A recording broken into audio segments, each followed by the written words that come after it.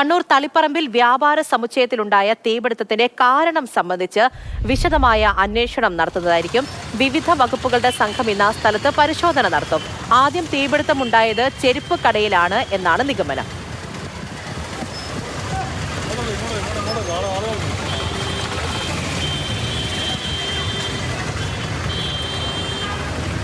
Felix ആണ് വിവരങ്ങളുമായി ചേരുന്നത്. Felix, good morning. കഴിഞ്ഞ ദിവസം തന്നെ ആ ദൃശ്യങ്ങൾ കണ്ടതാണ്. അത്രത്തോളം വലിയൊരു തീപിടുത്തമാണ് ഉണ്ടായത്.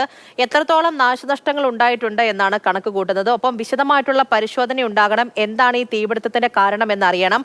പരിശോധനയൊക്കെ എങ്ങനെയായിരിക്കും ആരംഭിക്കാൻ പോകുന്നത്?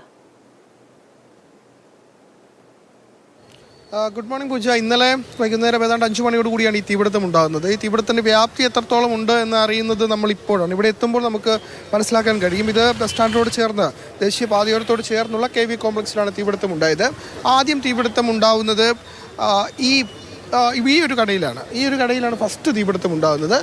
അവിടെ നിന്നും ഇത് 1ാം നിലയാണ്. ഫസ്റ്റ് ഫ്ലോറിൽ തീപിടുത്തം ഉണ്ടാകുന്നു. പിന്നീടാണത് മുകളിലേക്കൊക്കെ തന്നെ വ്യാപിക്കുന്നത്. മുകളിൽ ഒരു അലുമിനിയം പാത്രത്തിൻ്റെ കടയാണ്. നമുക്ക് കണ്ടാൽ മനസ്സിലാക്കും മുഴുവൻ അലുമിനിയം പാത്രങ്ങളും ഇവിടെ കത്തിക്കരിഞ്ഞ നിലയിലൊക്കെ ഇവിടെ ഉണ്ട്. വലിയ നാശനഷ്ടം തന്നെ സംഭവിച്ചിട്ടുണ്ട്. അപ്പോൾ ഇതിനുള്ളിലേക്ക് നമ്മൾ ചെല്ലുമ്പോൾ ഒരു ഷോപ്പിംഗ് കോംപ്ലക്സാണ്. കോംപ്ലക്സിനുള്ളിൽ ഏതാണ്ട് 50ഓളം കടകളുണ്ട്. ഈ 50ഓളം കടകളും കത്തി നശിച്ചിട്ടുണ്ട്. ചിലത് പൂർണ്ണമായും കത്തി, ചിലത് ഭാഗികമായി കത്തി. ഈ മുൻവശത്ത്, അതായത് നമ്മൾ ദേശീയപാതയോട് ചേർന്നുള്ള സ്ഥലത്ത് നമ്മൾ നോക്കുമ്പോൾ മുഴുവൻ കടകളും കത്തിയിട്ടുണ്ടെങ്കിൽ അതിൻ്റെ ഉള്ളിലേക്ക് കടക്കുമ്പോൾ മുകളിലത്തെ നിലകളാണ് കൂടുതലും കത്തിയിട്ടുള്ളത്. അതായത് 2ാം നില, 1ാം നില, ആ നിലകളാണ് കൂടുതലും തീപിടിച്ച് കത്തി അമർന്നിട്ടുള്ളത്. ഇപ്പോൾ വിശദമായ പരിശോധന നടത്തുന്നുണ്ട്.